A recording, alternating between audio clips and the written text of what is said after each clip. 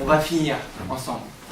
Et moi, c'était une joie pour moi de pouvoir étudier cet épître, très plein de fruits incroyables, qui m'a appris beaucoup de choses et j'ai essayé en tout cas de vous apporter, probablement pas tout, mais au moins les grandes lignes de ce que Pierre a voulu nous dire et nous laisser dans son épître. Alors, je l'ai déjà dit jeudi dernier, mais je trouve les photos extraordinaires avec cette exposition d'oiseaux, de la nature que Dieu a créée. Et je pense que c'est comment on appellerait ça? Je mange mes mots ce matin. J'espère que ce ne sera pas tout le message. Des preuves. C'est une preuve de la grandeur que ce que Christ a fait à travers ces différents oiseaux qui ont été pris. Et ce qui est incroyable que j'ai appris, c'était que tous ces oiseaux ont été pris dans votre jardin. Dans votre jardin. Incroyable.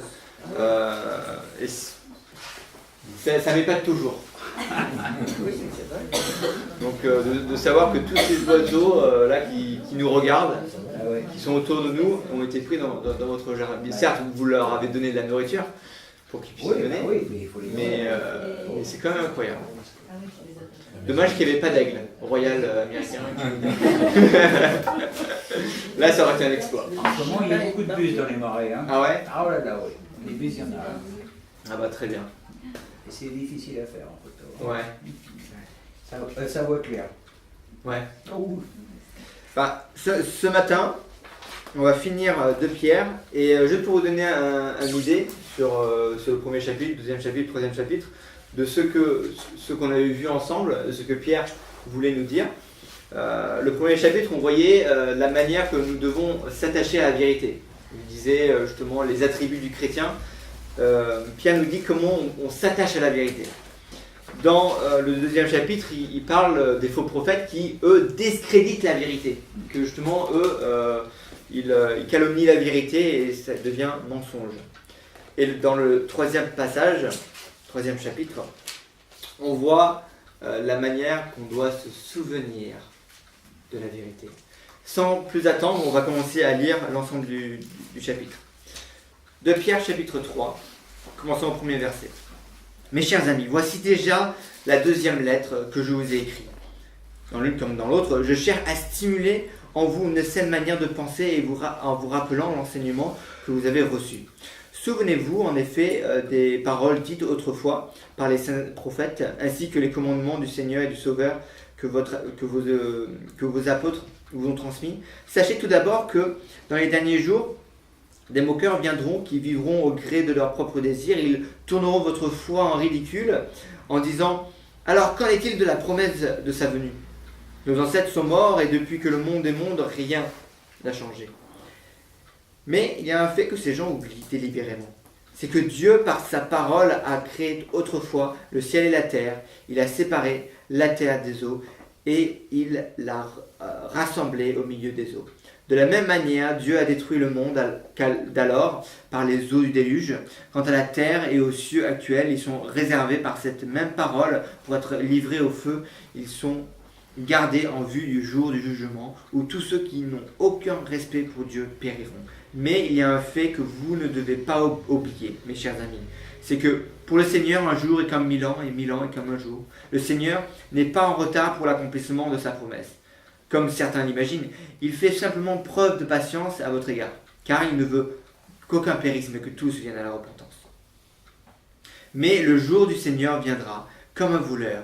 En ce jour-là, le ciel disparaîtra dans un fracas terrifiant. Les astres embrasés se désagrégeront et la terre se trouvera jugée avec toutes les œuvres qui auront été accomplies sur elle.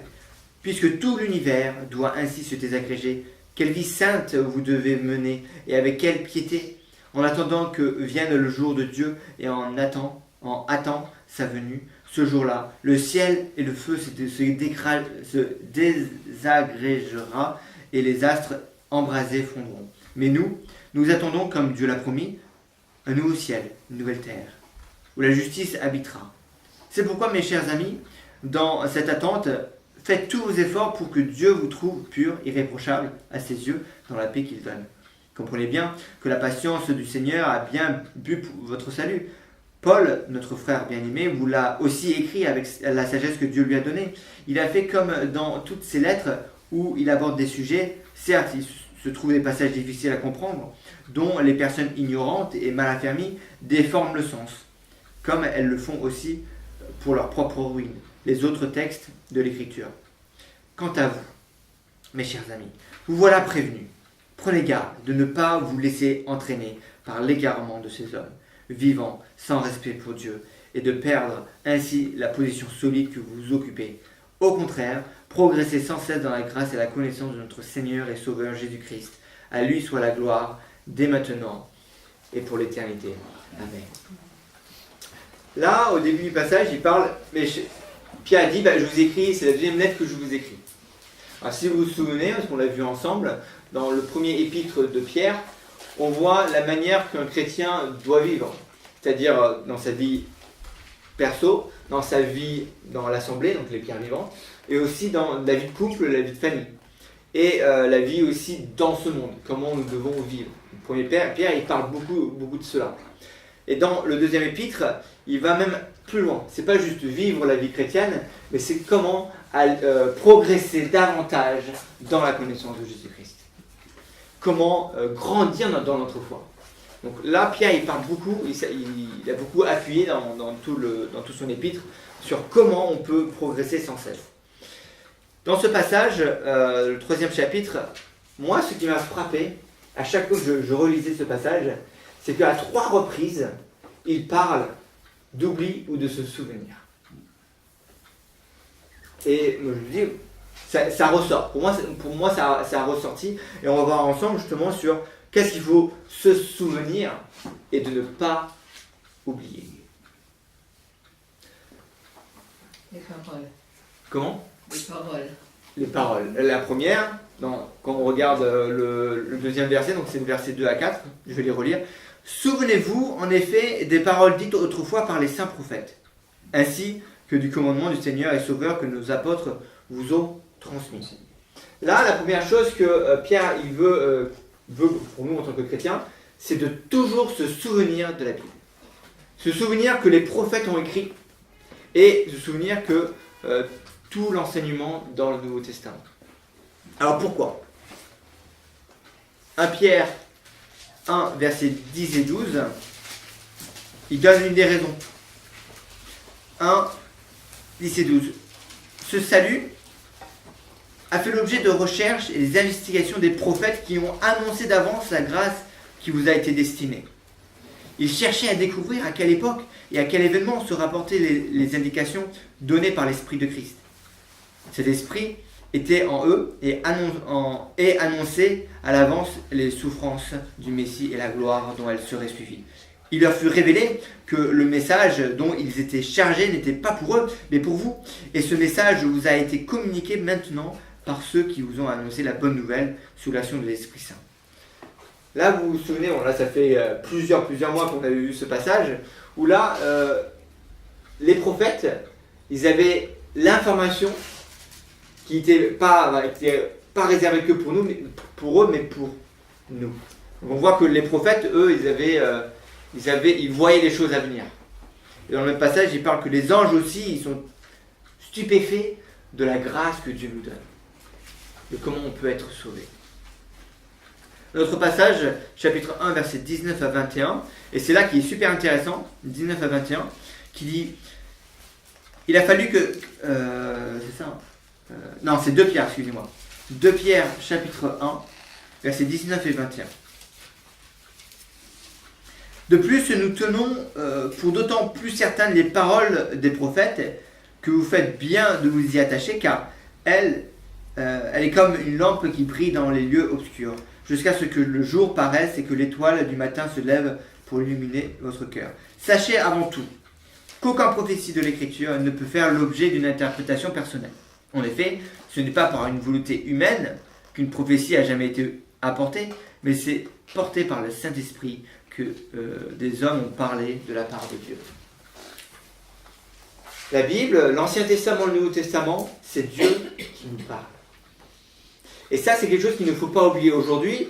Plein de gens Ils nous disent, mais ce sont que des fables, ces histoires. La Bible, il ne faut pas le croire. Il y a des gens qui disent, mais vous savez, la Bible, elle dit ça, mais elle ne dit pas vraiment cela. Aujourd'hui, même dans le monde protestant, il y a des gens qui veulent dire, mais vous savez, Jésus, c'est quelqu'un, un bon philosophe, il avait des bonnes pensées. Mais ils ne croient pas que Jésus est Dieu comme la Bible l'enseigne. Même dans le monde protestant. Et on se dit, mais qu'est-ce qu'ils croient? Et aujourd'hui, malheureusement, donc on l'a vu dans le 2e chapitre de Pierre, où on a beaucoup de faux prophètes qui prennent la parole, la modifient, changent, et finalement discréditent la vérité, et ça devient un mensonge. C'est pour ça que nous ne devons jamais oublier que la Bible est là pour nous aider, c'est inspiré de Dieu. Toujours croire dans la Bible. Malheureusement, dans le verset 3, on voit que nous, on va se faire moquer. Les gens vont se moquer de nous. Les gens vont venir vers vous et vous leur dites, moi je suis chrétien, je crois à la Bible, je crois en Dieu. Et ils vont vous regarder, alors pas tous, mais certains ils vont vous regarder et ils disent, quoi? Tu crois en la Bible? Tu crois en Dieu? Dans quel siècle tu vis? Je te rappelle qu'on est dans le 21e siècle, le siècle de la lumière, si on peut dire. Mais on est moqué parce qu'on croit à la Bible, on croit en Dieu. Surtout dans le monde occidental, les gens même se moquent de nous. Parce que ce qu'on croit.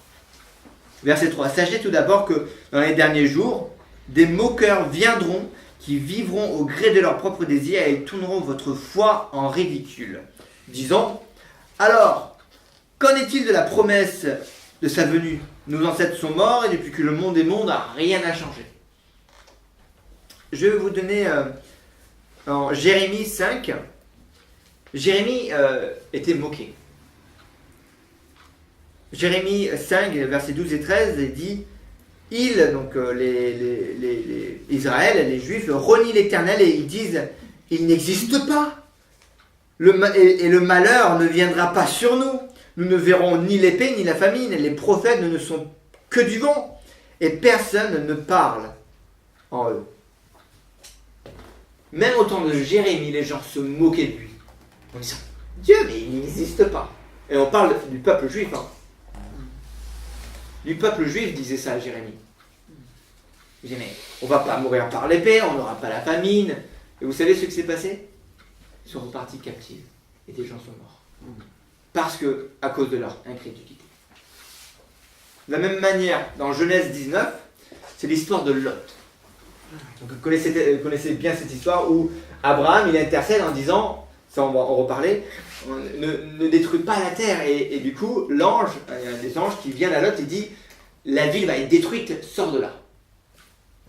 Du coup, Lot, dans le chapitre 19, verset 14, Lot sortit et parla à ses gendres qui avaient pris ses filles. Il dit, levez-vous, dit-il, sortez de ce lieu, car l'Éternel va détruire la ville. Mais aux yeux de ses gendres, il parut plaisanter. Lot a été moqué. Donc Lot, lui, il a essayé de dire à ses gendres, en fait, ses filles ont épousé des gendres dans la ville, et les gens se sont moqués de Lot, en disant, quoi? Dieu va détruire la ville? N'importe quoi. T'imagines? Sodome et Gomorrhe, on est des grandes villes fortifiées, on ne sera jamais détruit. On est puissant, on est fort, on ne sera jamais détruit. Malheureusement, la ville a été détruite. Et aujourd'hui, on peut éventuellement trouver des ruines de Sodome et Gomorrhe, mais il n'y a pas de vie dans ces villes-là aujourd'hui. Donc oui, on va se moquer de moi, on va se moquer de vous. Mais il y a quelque chose qu'il ne faut jamais oublier, c'est de croire que la Bible est inspirée de Dieu. Que ce que les gens de l'Ancien Testament ont prédit la venue de Jésus. Et c'est réel, c'est vrai. La Bible est réelle. Et ça, je vous encourage, Pierre vous encourage de ne jamais l'oublier. Se souvenir de ces Écritures. La deuxième chose qu'on voit, c'est de se souvenir de sa création. Donc là, dans le verset 4, il dit « Depuis que le monde est monde, rien n'a changé. » Verset 5. « Mais il y a un fait que ces gens oublient délibérément. C'est que Dieu, par sa parole, a créé autrefois le ciel et la terre. Il a séparé la terre des eaux et il a rassemblé du milieu des eaux. Aujourd'hui, il y a un gros débat, notamment dans le monde occident. Je parle du monde occident parce qu'on est plein dedans, on est dedans. Et ça nous affecte parce que la société qu'on vit est influencée par cette idée occidentale. Dans le monde occident, il y a un dilemme, c'est création, évolution. Même dans le monde chrétien, c'est aussi un dilemme. Il y a des gens il y a des chrétiens qui vont se pencher et dire ouais, évolution, pourquoi pas. On est dans un dilemme. Et là, Pierre, il nous rappelle en disant que c'est Dieu qui a créé. Dieu a créé les choses. L'un comme l'autre, il y a besoin d'avoir de la foi. La foi, je vous le rappelle, c'est de croire sans voir.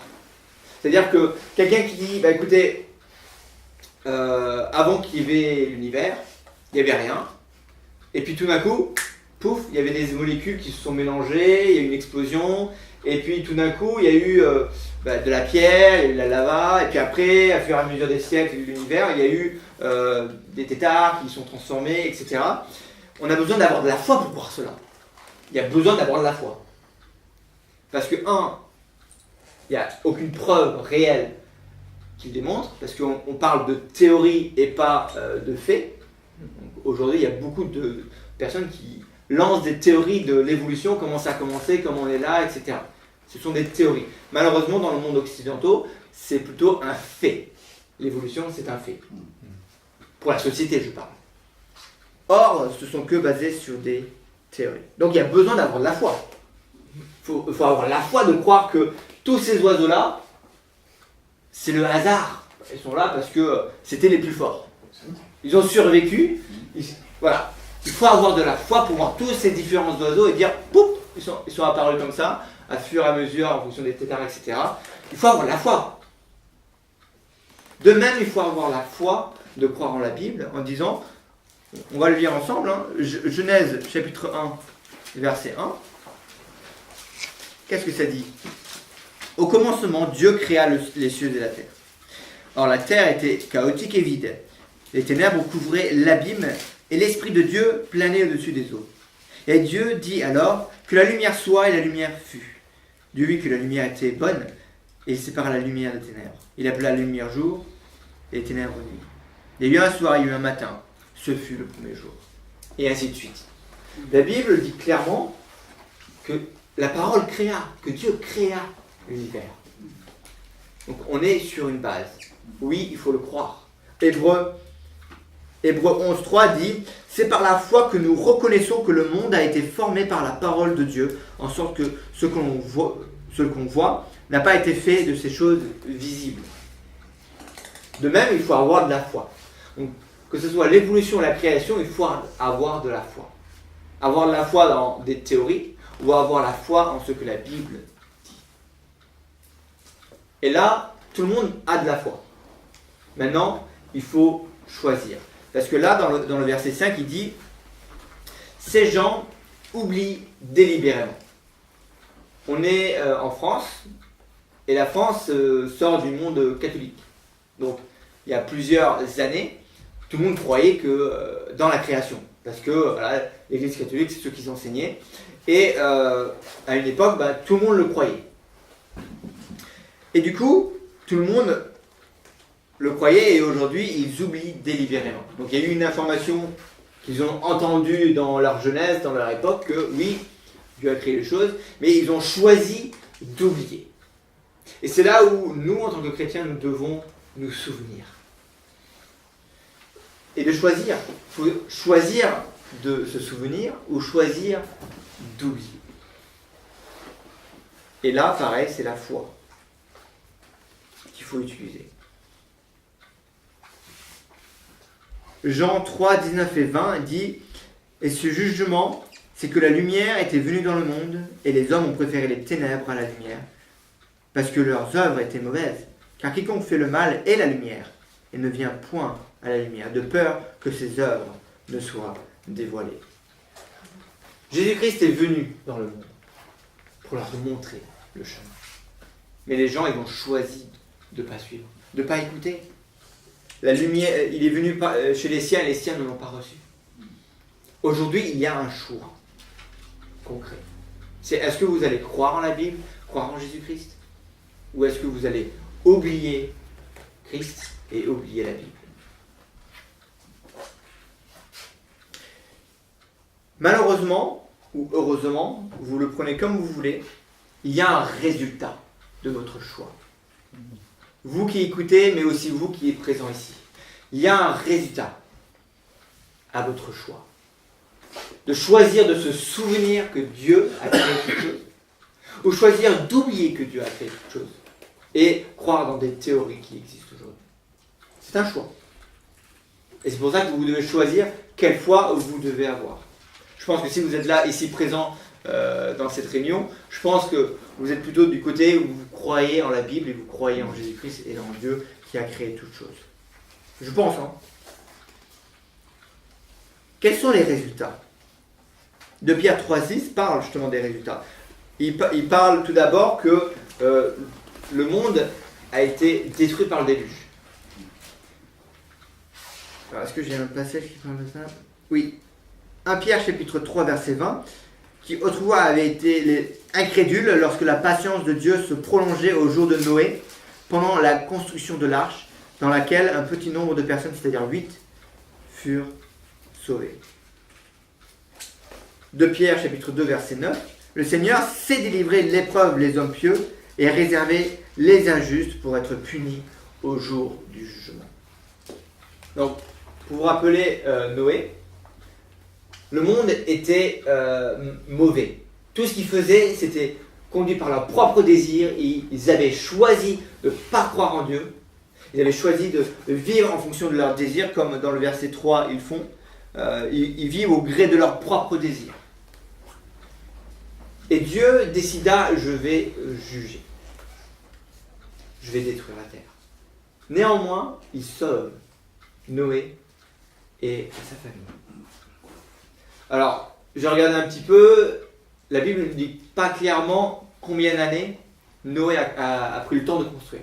C'est estimé entre 80 et 100 ans à peu près la construction de l'arche. Dans d'autres passages, je crois que c'est dans Pierre, qui parle où Noé prêchait. Il disait « Venez dans l'arche, venez m'aider ».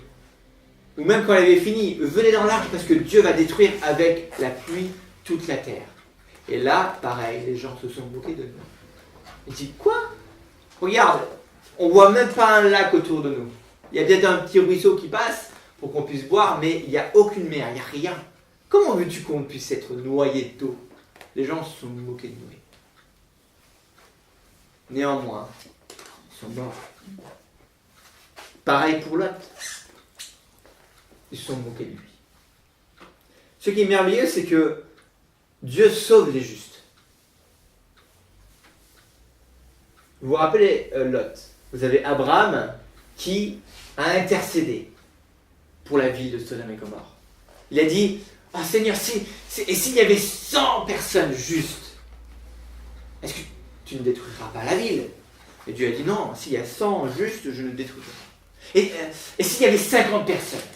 Il dit, « Non, je ne détruirai pas. » Et s'il y avait 25, peut-être 10 juste.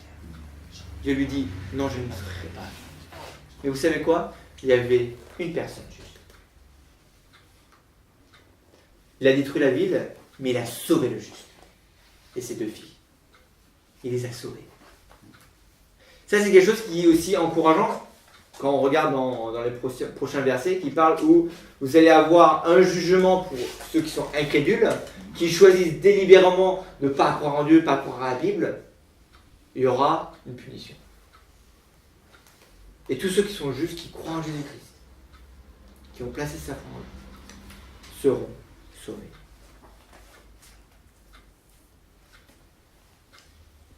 De même manière, il détruit le monde. Donc, verset 6, par l'eau, le déluge. Quant à la terre, les cieux à l'actuel, ils sont réservés à cette même parole pour être livrés au feu.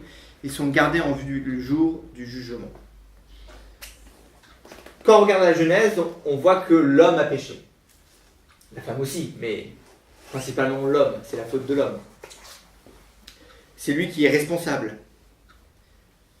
Et parce qu'il a péché, toute la terre est condamnée. À cause de l'homme, on condamne la terre. Aujourd'hui, on parle beaucoup des choses environnementaux, on dit si on continue comme ça, on pollue la terre, on va détruire la terre, mais depuis que l'homme a péché, on détruit la terre. Ça, c'est un fait. Bien évidemment, ça s'empire à fur et à mesure des années, mais malheureusement, ou heureusement, la terre va être détruite. Elle va être détruite. C'est un fait. Dieu l'a promis.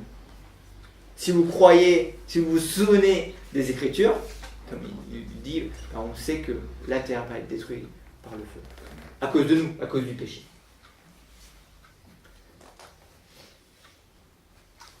Donc on a vu la première chose de se souvenir, c'est les Écritures. Croire dans les Écritures. La deuxième chose qu'il faut se souvenir, c'est la création, c'est que Dieu a créé toutes choses. Et la troisième chose, c'est se souvenir de sa promesse. Là, il parle, dans le verset 8, il y a un fait que vous ne devez pas oublier, mes chers amis. C'est que pour le Seigneur, un jour est comme 1000 ans, et 1000 ans comme un jour. Alors, on peut s'arrêter là et dire, je n'ai pas trop compris à cette phrase. Mais si vous croyez la Bible et vous croyez que Dieu a créé toutes choses, il est dans le passé, dans le présent, dans le futur. On peut essayer de philosopher et dire comment c'est possible, etc. Moi j'ai une réponse pour vous, il est Dieu. Il peut tout. Il fait tout. Il m'a créé, il vous a créé. Il a créé tous ces petits oiseaux. Et il connaît le nom de chacun d'entre eux qui a été pris en photo. Et il sait s'ils ont donné leur droit à image ou pas. Mais Dieu, c'est toute chose. Donc oui, nous, on est limité dans le temps. Donc quand on se dit l'éternité, en tant qu'humain, des fois on se dit, on peut comprendre, mais pas complètement. Parce que souvent on se dit, j'ai 15 ans, j'ai 18 ans, j'ai la majorité. Et après on se dit, ma retraite c'est à 59 ans, non 62, 65. Ça change tous les ans. Oui. Et puis on se dit, à un moment donné, voilà. Et après quoi? Et après il y a l'éternité. Donc des fois, en tant qu'être humain, Dieu nous a mis l'idée de l'éternité dans notre cerveau, dans notre conscience, mais on a quand même du mal à comprendre, à dire vivre éternellement. Moi j'ai eu un début, et en théorie il y a un fin, quand on parle charnellement. Donc des fois on a du mal à voir l'éternité. Mais rappelez-vous que Dieu nous a créés à son image. Il nous a créés pour vivre éternellement. Il ne nous a pas créés pour qu'on puisse mourir. Ça, c'est à cause de nous. Parce qu'on a péché, qu'on va mourir. Mais le Seigneur n'est pas en retard dans l'accomplissement de sa promesse. Comme certains l'imaginent, il fait simple preuve de patience à votre égard, car il ne veut que personne ne périsse, mais que tous viennent à la repentance. Depuis, la première fois que j'ai lu ce verset, particulièrement il y a quelques années, moi ça m'a touché. Ça me touche. De savoir que le plus grand souhait de Dieu, c'est que tous viennent à la repentance. C'est que tous viennent à la repentance. Toutes les personnes dans cette salle qui ont péché, il a le souhait que vous fassiez bien. Et j'ai confiance que vous l'avez déjà fait. Tous les gens qui passent dans la rue, tous les gens qui sont venus à l'exposition, tous les gens qui vivent dans cette ville, les meurtriers, toutes les personnes qui peuvent faire des choses horribles, Dieu, il veut qu'il se reprenne, qu'il se rapproche de lui. Les gens qui lui ont craché sur le visage quand il l'a porté à la croix, qui l'ont frappé, qui l'ont insulté, il souhaite qu'il vienne à Christ. Moi, c'est le plus gros, la plus grande preuve pour moi que Jésus est Dieu. Parce que beaucoup de gens, toutes les religions vont dire des bonnes choses, dire faites ceci, faites cela, etc., etc. Eux, ils ne vont pas forcément le faire. Et finalement, c'est pas incroyable ce qu'il dit. Jésus dit, aimez vos ennemis. Et ces mêmes personnes qui l'ont cloué à la croix, non seulement il les a aimés, mais il veut qu'ils se repentent. C'est la preuve, pour moi c'est la preuve ultime de l'amour de Christ, que Christ est Dieu. C'est son amour pour nous et son souhait que l'on puisse tous se repentir et revenir à lui. Pour moi ça me touche et c'est quelque chose de merveilleux. Luc 18, 7 et 8 dit « Mais quand le Fils de l'homme viendra, donc le jour du jugement, trouvera-t-il la foi sur la terre ?» Donc on sait qu'il veut que tous se repentent, mais est-ce qu'il viendra et est-ce qu'il va trouver la foi? Alors les gens vont avoir la foi de croire en ce qu'ils veulent, mais la foi en Jésus. Quand il reviendra, est-ce qu'il va trouver la foi en vous? C'est une question que je vous pose. Le Seigneur est patient. Il était patient en temps de Noé. Les années de construction que Noé prêchait, c'était, comme on l'avait lu dans 1 Pierre 3,20, que c'était la patience de Dieu qui se prolongeait au jour de Noé. Toutes ces années de construction, c'est la patience que Dieu donnait en disant revenez vers moi, repentez-vous, soyez sauvés, venez dans l'arche. C'est la patience. Aujourd'hui, c'est la même chose. C'est exactement la même chose. Il veut que les gens de Rochefort, les gens de la Charente-Maritime, les gens de la France, les gens de l'Europe, du monde entier, soient sauvés. C'est son plus grand souhait. Et la raison pourquoi le Seigneur n'est pas encore revenu, c'est parce qu'il est patient. Il veut que tous viennent à la repentance. Ne l'oubliez pas. 1 Timothée 2,4 qui veut que tous les hommes soient sauvés et parviennent à la connaissance de la vérité, la connaissance de Jésus. L'Apocalypse, je lui ai donné du temps afin qu'elle se repentisse, et elle ne veut pas se repentir de son impudicité. Je me rappelle, il y avait un week-end d'évangélisation à Toulouse, et on était dans les rues et on abordait les gens. Et puis moi j'avais abordé cette personne je lui posais des questions sur qu'est-ce qu'il croyait de Dieu, etc. Et puis la conversation commençait à bien se faire. Je sentais qu'il s'ouvrait. Et puis j'avais des personnes qui sont venues, je crois 2-3 personnes qui sont venues, et qui un peu, ils lui ont sauté à la gorge en disant « Est-ce que tu crois en Dieu ?» Et cette personne que je discutais avec, il s'est senti agressé et du coup il a répondu en disant « C'est moi Dieu ». Parce qu'il n'avait pas aimé que les gens le sautent dessus. Parce qu'on discutait amicalement. Et mes amis, ils m'ont dit bon, laisse-le tomber, on continue. Parce qu'il disait, lui, il choisit de ne pas se repentir. Il choisit de ne pas se repentir. Mais ce n'était pas qu'il ne choisissait pas de se repentir, c'est qu'il s'est senti agressé. Et du coup, il a eu une réaction. Et moi, je me dis, mais il y a des gens aujourd'hui, même que je suis en contact, où j'ai parlé de Dieu, j'ai parlé de l'évangile. Ils ne veulent pas se repentir. Est-ce qu'il faut baisser les bras et abandonner? Moi, je dis non. Il y a des gens qui diront peut-être le contraire. Donc moi, je dis, il ne faut pas baisser les bras. Il ne faut pas lâcher. Certes, ils ne sont pas repentis aujourd'hui, mais peut-être un jour. Et il faut continuer à prier pour nos voisins, nos proches, nos amis, qui justement ne veulent pas se repentir aujourd'hui. Mais demain est un autre jour. Tant que le Seigneur n'est pas revenu sur cette terre, il y a toujours du temps que les gens puissent se repentir. Et ce n'est pas à nous à dire, cette personne ne veut pas se repentir, je change de personne, on va aller autre part. Ne lâchons pas nos proches, nos amis, qui ne veulent pas se repentir aujourd'hui. Peut-être demain, il ouvrira une porte pour eux. Verset 10. Mais le jour du Seigneur viendra comme un voleur. Ce jour-là, le ciel disparaîtra avec fracas terrifiant. Les astres embrasés se désagrégeront. J'ai eu du mal en lisant ce passage et là j'ai encore du mal.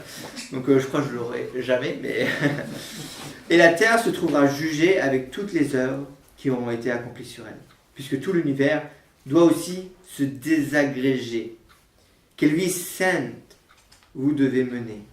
avec quelle piété, en attendant que vienne le jour de Dieu et en attend sa venue.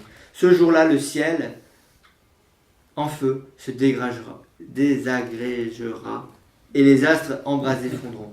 Mais nous attendons comme Dieu l'a promis un nouveau ciel et une nouvelle terre où la justice habitera. C'est pourquoi, mes chers amis, dans l'attente, faites tous vos efforts pour que Dieu vous trouve pur, irréprochable à ses yeux, dans la paix qu'il donne. On voit que le Seigneur revient, versets 10 et 13. Le Seigneur va juger et le Seigneur va récompenser. Est-ce qu'il va le trouver de la foi sur la terre? La question que Luc pose. Est-ce qu'il trouvera la foi? J'espère qu'il trouvera la foi. Je le souhaite. Pour vous. De Pierre 3, on l'a lu dans versets 11 et 14. On est dans l'attente de Christ. Vous vous souvenez quand vous avez les disciples qui étaient sur le mont des Oliviers, qui ont vu Jésus monter? Et dans certains passages, on les voit attendre. Donc, je ne sais pas s'ils étaient debout ou ils étaient assis, et ils attendaient qu'il revienne. Vous imaginez? Donc, imaginez-vous un peu la situation. Ils attendent qu'il revienne. Parce qu'il a promis qu'il allait revenir. Ok. Quand tu veux maintenant, qu'on est prêt, on est prêt pour que tu reviennes. Et puis là, vous avez les anges qui viennent et qui disent mais ne restez pas là. Il va revenir, mais allez. Jésus dit allez faire de toutes les nations des disciples. Et là, de même, Pierre, il parle que nous devons être irréprochables, verset 11. Puisque tout l'univers doit ainsi se désagréger, quelle vie sainte vous devez mener et avec quelle piété, en attendant que vienne le jour de Dieu. C'est-à-dire qu'on n'attend pas comme on attend chez le docteur qui nous appelle. On attend en vivant sainement dans la piété. Verset 14. C'est pourquoi, mes chers amis, dans cette attente, donc pas l'attente chez l'orthophoniste, faites tous vos efforts pour que Dieu vous trouve pur, irréprochable à ses yeux, dans la paix qu'il donne. Donc nous devons, dans l'attente, aller de l'avant. Déjà dans notre vie, donc comme on l'a vu dans Pierre 1, Pierre 2, 2 Pierre, chapitre 1, verset 2, et, chapitre 1, chapitre 2 et chapitre 3, c'est de progresser sans cesse dans la connaissance de Jésus-Christ. Jacques 1, verset 24. Et qui, après s'être regardé dans un miroir, s'en va et oublie aussitôt qui il était. Là, on a un miroir juste ici. Donc là, je vais faire un peu l'exemple. Hein. Le matin, alors moi je ne le fais pas très souvent, mais le matin, je me regarde dans le miroir. Je pense tout le monde. Qui s'est pas regardé dans le miroir ce matin? Je suis rassuré. Donc on se regarde dans le miroir et je dis j'ai un petit pic là. Bon, c'est pas grave. Je m'en vais, je vais au boulot et puis basta. Et puis t'as tout le monde qui me regarde bizarrement. Je sais pas pourquoi. Parce que j'ai oublié à quoi je ressemblais. Et Jacques, il dit, la Bible est là pour nous montrer nos défauts. Là, ça dit d'être irréprochable, d'être pur, d'être saint. Dans 2 Pierre, chapitre 3. D'accord. Et vous continuez et vous avez oublié. Parce qu'il dit beaucoup dans la Bible, il dit de méditer la parole. Et je me rappelle, j'étais, je ne sais plus où j'étais, et j'avais ma tête, je ne sais plus quelle position j'avais, mais j'avais la tête baissée et j'étais en train de méditer sur ce passage. Je crois que c'est il y a quelques semaines de ça. Je suis en train de méditer sur le passage, dans la mémorisation, dans comment le Seigneur me parlait. Et puis, Émilie, elle rentre, je crois que c'est dans la chambre d'ailleurs. Elle dit, elle me demandait si je dormais, ou quelque chose comme ça. Mais la méditation, c'est exactement ça, c'est de se souvenir, et de dire, tiens, ce passage que j'ai lu ce matin, il dit ça, et vous le souvenez, vous vous rappelez. Et après, vous vous dites, comment je vais l'appliquer à ma vie? Et puis après, vous vous dites, oui, ça, je peux faire ça. Et après, quand vous vous levez, vous y pensez toute la journée. La méditation de la parole de Dieu, c'est exactement comme ça. C'est-à-dire que vous lisez, et après vous méditez dans vos réflexions. Et le Saint-Esprit vous parle. Et vous dit justement sur la manière qu'il faut vivre, et la manière qu'il faut agir en fonction de ce que vous avez lu. Là, Jacques il dit, quand vous regardez dans le miroir, n'oubliez pas les travaux que vous avez vus, mais de grandir en Jésus-Christ. 1 Pierre chapitre 2 verset 12. Ayez au milieu des païens une bonne conduite, afin que la même où ils vous calomnient, comme si vous étiez des malfaiteurs, ils remarquent vos bonnes œuvres. Vous savez, on a vu tout à l'heure que les gens se moquaient de nous. Et les gens qui se moquent de vous, là, Pierre il dit, ayez quand même une bonne conduite. Parce que votre bonne conduite va probablement les faire réfléchir, et le jour où le Seigneur les visitera, ils seront sauvés. Parce que votre bonne conduite, quand on s'est moqué de vous, parce que vous croyez en Dieu, vous croyez en la Bible, vous croyez dans la création, vous croyez que Christ va revenir, les gens se moquent de vous, mais continuez à vivre pour Christ, à avoir une bonne conduite. Auprès des païens, aux personnes qui ne croient pas comme vous, ne croient pas comme Dieu, ne croient pas en Dieu. Ne pas se laisser influencer. Tout à fait. C'est pas se laisser influencer et baisser les bras sur le sujet. On a vu ce matin, et je vais bientôt fini, c'est se souvenir de l'Écriture, de la Bible, de l'Ancien Testament, du Nouveau Testament. Se souvenir que Dieu a créé toutes choses. Se souvenir de sa promesse qui va revenir. Mais en attendant qu'il revienne, continuons. Et depuis que j'ai commencé à prêcher sur 2 Pierre, à chaque fois je finissais en disant la chose que je veux que vous vous souveniez de ce message ou de ce livre, c'est le dernier verset qui dit « Progressez sans cesse dans la grâce et dans la connaissance de notre Seigneur et Sauveur Jésus. » Pierre, c'est son souhait, que vous progressez sans cesse. Alors peut-être les 3 derniers messages, vous vous dites « Ouais, mais tu as dit la même chose. » Mais on a vu qu'il y a différents aspects. Donc, premier chapitre, on s'attache à la vérité. La deuxième, on ne discrédite pas la vérité comme les faux prophètes. Et on se souvient de cette vérité-là. Et en faisant ces 3 étapes, finalement, vous allez progresser dans la connaissance de qui est Christ. Et vous allez grandir dans votre foi. Jean 17,3. La vie éternelle, c'est qu'ils te connaissent, toi le seul vrai Dieu. Colossiens 3,10. Et ayant revêtu l'homme nouveau, qui se renouvelle dans la connaissance selon l'image de celui qui a été créé. Philippiens 3,8.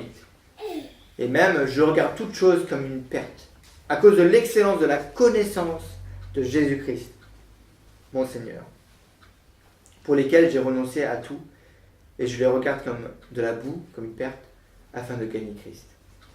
Colossiens 1,10. Pour marcher d'une manière digne du Seigneur, et lui être entièrement agréable, portant des fruits en toutes sortes de bonnes œuvres, et croissant avec la connaissance de Dieu. Mon seul souhait pour vous, c'est que vous progressez sans cesse dans la connaissance de Jésus-Christ. Vous vous souvenez quand on avait fait le tour de la Charente à vélo, où on avait vu les différents attributs du chrétien, et que justement on avait dit ensemble qu'on n'est pas 100% bon dans tous les aspects, même on est peut-être à 5%, 10%, mais l'idée c'est de grandir, de progresser dans la connaissance de Jésus-Christ.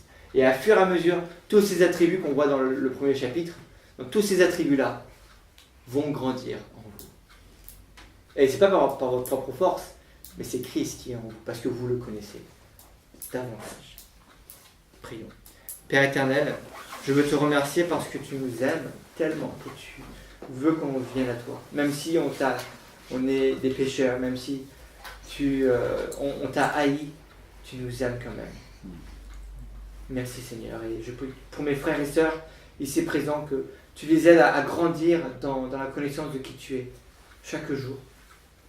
de se souvenir de ta parole, de se souvenir que tu as créé toute chose et de se souvenir que tu reviendras bientôt. Je prie ces choses en ton nom Jésus-Christ. Amen. Amen.